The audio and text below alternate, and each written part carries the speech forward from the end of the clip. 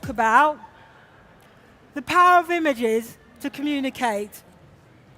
And I'll be doing that with a little bit of your help and one of my clients' stories. Here, we'll be talking about tapping the unconscious, that part of your everyday thinking that you're not aware of, but actually affects your behavior. Here, we'll be looking at external visualization and goal setting. And lastly, we'll look at storytelling and how collage can help to tell and shape your story. Okay, have you ever felt sometimes that you can't find the right words to express yourself? Yeah? And that normally happens when you're going through a period of change. Something that's left you feeling uncertain, you feel stressed, and you're like, I just can't find the words to explain how I feel. Well, with an image, it acts as a trigger, a point from which you can have dialogue and a conversation. Okay, our brains find images easier to recollect, and that's because they're actually stored in long-term memory. Now, who here has been in that situation where you see someone and you're like, I know your face, what's your name, what's your name? Who here has had that? Yeah? And who here, you might not want to put your hand up for this bit, has carried on the conversation, hoping they don't notice? Yeah. Why do we do that? Did you know your brain only has to see an image for 13 milliseconds and it will register with your brain? 13 milliseconds. I can't even comprehend that. I want to ask how it makes you feel. Sad. Yeah. Stress, something, anything else? Yeah, angry. Yeah. So we've got emotions. Yeah, we've seen that and it's evoked emotions for us. Why do we respond emotionally to images?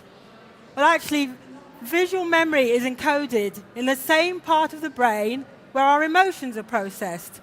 So when you have visual stimuli and you have an emotional response, the two become linked and they form your memory. And images are really persuasive. We see this in marketing. The marketing sector, they know it. They deliberately choose images that will invoke an emotional response in us. They want to influence our behavior. Now, the unconscious, its language isn't verbal-centered.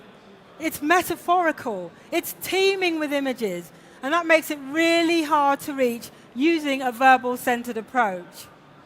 But when you use images, it bypasses those limitations. So, visualizing goals.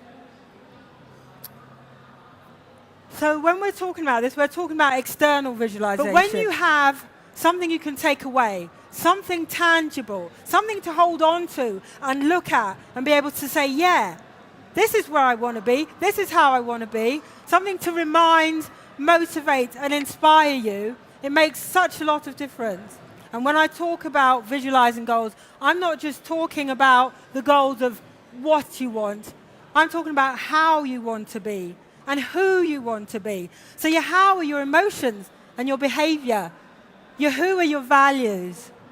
And your how and your who combine to determine how you're going to achieve the what.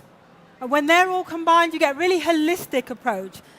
And you tap your emotions, you link your emotions to your goals. And when you do that, you're way more likely to achieve them. Storytelling, like using images to communicate, is a part of what it means to be human. We have always told stories. There is no culture that doesn't tell or share stories. Stories allow us to connect with others. It encourages people to listen while others share, just like we've been doing here. I've really enjoyed talking to you. Thank you so much for coming.